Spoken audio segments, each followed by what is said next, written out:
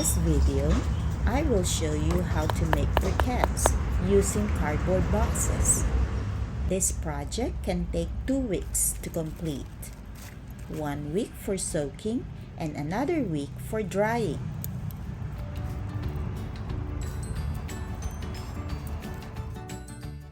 First, collect cardboard boxes. Make sure to remove all plastic tapes and stickers because these materials do not dissolve in water.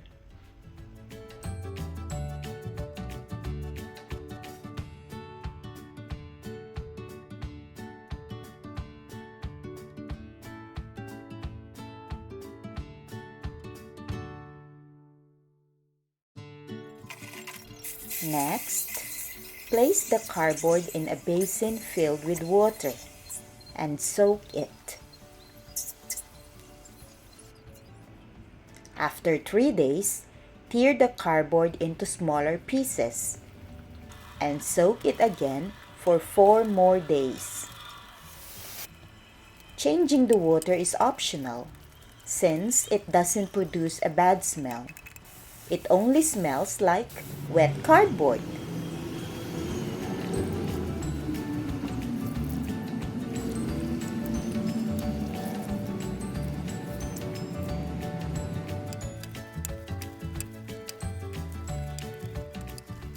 After 1 week of soaking, squeeze out the excess water.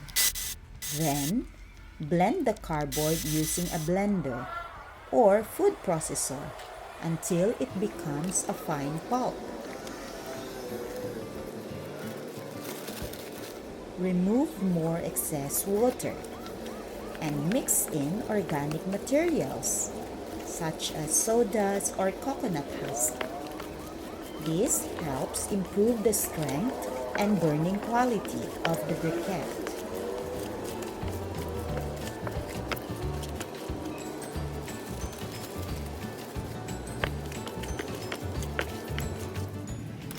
Next step is molding the briquettes. You can shape the briquettes using your hands or a PVC pipe, just like what I did.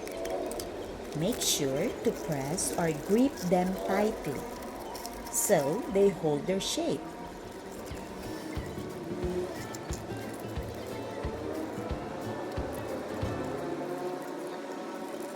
This mixture is cardboard and coconut husk.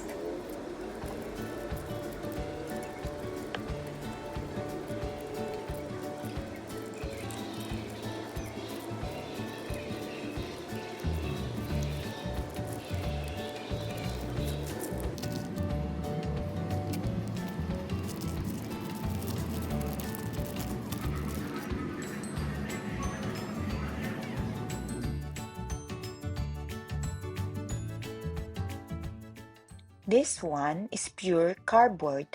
I did not mix any organic material, just cardboard and water.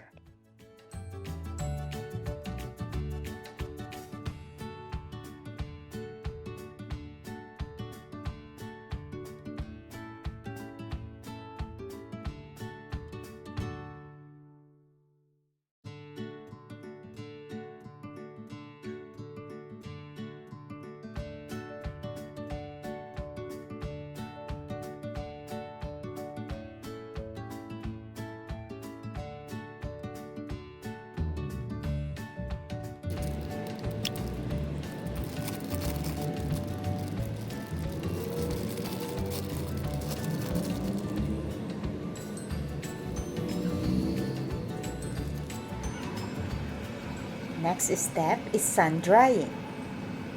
Dry the briquettes under the sun until they are completely dry. In my case, this took 1 full week.